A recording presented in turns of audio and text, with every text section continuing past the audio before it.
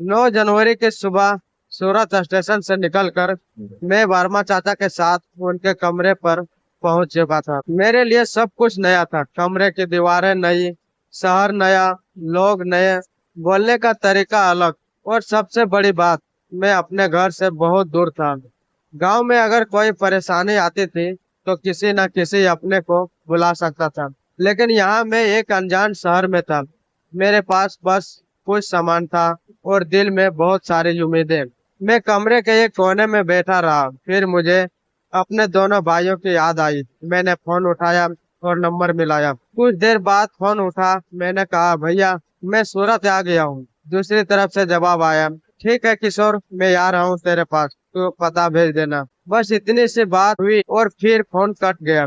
लेकिन मेरे लिए उन शब्दों में बहुत बड़ा सहारा था। मैंने सोचा चलो अब अपना कोई मिलने आएगा। मैं इंतजार करने लगा। हर थोड़ी देर में लगता शायद आप भैया आ रहे होंगे। कभी कमरे के बाहर देखता तो कभी सड़क की तरफ, कभी फोन हाथ में लेकर बैठ जाता। शहर की आवाजें लगातार सुनाई दे रही, गाड़ियां गुजर रही थी, लोग अपने काम में जा रहे थे, लेकिन मैं अपने भाई का इंतजार कर रहा था। उस समय मेरे मन में एक अजीब सी भावना थी। मैं सूरत में था लेकिन मेरा मन अभी भी अपने गांव में था। माँ पापा की याद आता, घर की याद आता, और फिर मैं खुद को समझाता, नहीं, जब मुझे मजबूत बनना है। दोस्तों, जब हम किसी नई जगह जाते हैं तो डर लगना स्वाभाविक है। नई नौकरी, नया शहर, नए लोग, नई जिम्मेदारियां, इन सब के बीच मन में सवाल उठते हैं। लेकिन डर का मतलब यह नहीं कि हम कमजोर हैं। डर के बावजूद पहला कदम उठाना ही असली हिम्मत है। मैं भी डरा था, लेकिन मैंने खुद से कहा, डर रहेगा तो भी चलूंगा, क्योंकि जिंदगी डर के खत्म होने का इंतजार नहीं करती। अगर आज आप भी किसी नई शुरुआत से डर रहे हैं तो याद रखिए, शुरुआत करने के लिए डर का पूरी तरह से खत्म होना जरूरी नहीं है। दोस्तों, कुछ समय बीतता गया। मैं सोच रहा था, भैया आएंगे तो शायद मुझे सूरत घूमने का मौका मिलेगा। शायद काम के बारे में बताएंगे, शायद कहेंगे कि चिंता मत कर, अब हम हैं। इन छोटी छोटी उम्मीदों से मेरा मन जुड़ा हुआ था, क्योंकि घर से दूर रहने वाले इंसान के लिए अपने लोगों की मौजूदगी बहुत मायने रखती है। लेकिन जिंदगी हमेशा वैसा नहीं होता है जैसा हम सोचते हैं, और यही बात मुझे आगे चलकर समझ आने वाला था। दोस्तों, मेरी जिंदगी ने धीरे धीरे मुझे सिखाया कि किसी अपने से मदद की उम्मीद करना गलत बात नहीं है, लेकिन अपनी पूरी ताकत किसी दूसरे के भरोसे छोड़ देना भी सही नहीं है। लोग आपका साथ दे सकते हैं, लेकिन हर कदम आपको खुद उठाना पड़ता है। मैं भाई का इंतजार कर रहा था, लेकिन साथ साथ मैं अपने मन को भी तैयार कर रहा था। अगर मुझे खुद ही आगे बढ़ना पड़ा तो मैं पीछे नहीं हटूंगा। यही सोच आगे चलकर मेरे लिए बहुत बड़ी ताकत बनी। दोस्तों, कमरे से बाहर निकलकर जब मैं आसपास देखता तो मुझे हर चीज अलग लगती। बड़ी बड़ी सड़कें, दुकानें, भागते हुए लोग, काम पर जाते मजदूर, हर चेहरा किसी न किसी मंजिल की तरफ बढ़ रहा था। मैं उन लोगों को देखता और सोचता, इन सबकी अपनी कहानी है,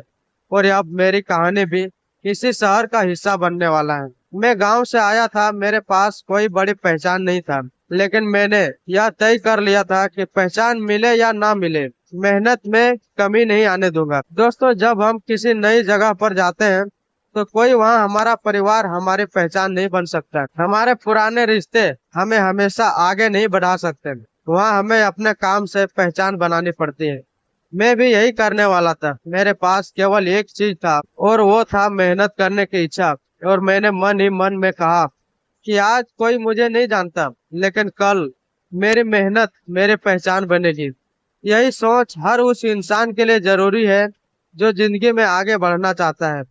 कमरे में बैठा मैं भविष्य के बारे में सोच रहा था। मेरे सपने बहुत बड़े नहीं थे। मैं बस चाहता था कि परिवार की मदद कर सकूं, कुछ कमा सकूं, अपने पैरों पर खड़ा हो सकूं, और जिंदगी को थोड़ा बेहतर बना सकूं। उस समय शायद मुझे खुद भी नहीं पता था कि आगे कितनी मुश्किलें आने वाली हैं, लेकिन एक बात जरूर पता था, मैं हार मानकर घर वापस नहीं जाना चाहता था। दोस्तों, बहुत लोग सपने देखते हैं, लेकिन सपना देखने और उसे पूरा करने के बीच बहुत बड़ा अंतर होता है। सपने के लिए समय देना पड़ता है, मेहनत करनी पड़ती है, कभी अकेले चलना पड़ता है, कभी असफलता सहनी पड़ती है, और सबसे जरूरी है कि हमें बार बार कोशिश करनी पड़ती है। मेरी जिंदगी भी इसी रास्ते पर आगे बढ़ रहा था। सपना वही पूरा कर सकता है जो इंसान मुश्किल दिनों में भी मेहनत करता रहे। मैं बार बार फोन देख रहा था, मन में सवाल था, भैया कब आएंगे। लेकिन अब मैं पहले जैसा बेचैन नहीं था। मैंने खुद को समझा लिया था, जो होगा देखा जाएगा। शायद यही मेरी जिंदगी में धीरे धीरे आ रहा बदलाव था। पहले मैं हर मुश्किल का जवाब बाहर ढूंढता था, अब मैं अपने अंदर जवाब ढूंढना सीख रहा था। दोस्तों, हालात आपके हाथ में नहीं, प्रतिक्रिया आपके हाथ में है। हम यह तय नहीं कर सकते कि कौन हमारा साथ देगा। हम यह भी तय नहीं कर सकते कि रास्ते में कितने मुश्किलें आएंगे। लेकिन एक चीज हमारे हाथ में जरूर है, मुश्किल आने पर हम क्या करेंगे। रोकर बैठेंगे, हार मानेंगे, या फिर उठकर अगला कदम बढ़ाएंगे। मेरी जिंदगी ने मुझे यही सिखाया, हालात चाहे जैसे हो, अपने अगले कदम का फैसला सोच समझ कर खुद करो। दोस्तों, उस दिन मुझे नहीं पता था कि सूरत मेरे जीवन में क्या लिखने वाला है। मुझे नहीं पता था कि यहाँ मुझे कौन सा काम मिलेगा और कौन अपना बनेगा, कौन दूर होगा, कौन मदद करेगा और कौन मुझे जिंदगी का नया सबक सिखाएगा। लेकिन इतना जरूर समझ गया था कि अब मैं सिर्फ गांव का किशोर नहीं था। मैं एक ऐसे शहर में था जहां मुझे अपने मेहनत से अपना रास्ता बनाना था, और शायद यही मेरी जिंदगी की असली परीक्षा था। दोस्तों, मेरी कहानी सुनने वाले हर इंसान के लिए मेरा संदेश बहुत सीधा है। अगर आप पहली बार घर से दूर जा रहे हैं तो डरिए मत। अगर शुरुआत छोटी है तो शर्मिंदा मत होइए। अगर लोग आपको नहीं पहचानते तो अपनी मेहनत को पहचान बनाइए। अगर कोई आपका साथ देता है तो उसका सम्मान कीजिए, और अगर किसी मोड़ पर आपको अकेले चलना पड़े तो खुद पर भरोसा रखिए, क्योंकि हर मजबूत इंसान की जिंदगी में एक समय ऐसा जरूर आता है जब उसे अपने पैरों पर खुद खड़ा होना पड़ता है। मेरी जिंदगी में भी वह समय आ रहा था। दोस्तों, मंजिल से ज्यादा जरूरी है चलते रहना। आज पीछे मुड़कर देखता हूँ तो लगता है अगर उस समय मैं हर परेशानी से डर जाता तो शायद मेरी जिंदगी की कहानी यहीं रुक जाती। मैंने एक चीज नहीं छोड़ी, वो था कोशिश। कभी धीरे चला, कभी रास्ता बदला, तो कभी निराश हुआ, लेकिन फिर उठकर आगे बढ़ा। और शायद यही किसी भी इंसान की सबसे बड़ी जीत हो सकती है। जीत हमेशा सिर्फ सबसे तेज दौड़ने वाले की नहीं होती। कई बार जीत उसकी होती है जो गिरने के बाद भी दोबारा चलना सीखता है। दोस्तों, अब मैं सूरत पहुंच चुका था। मेरे सामने एक नया शहर था, मेरे मन में नए सपने थे, और मेरे भाई से मिलने की उम्मीद भी थी।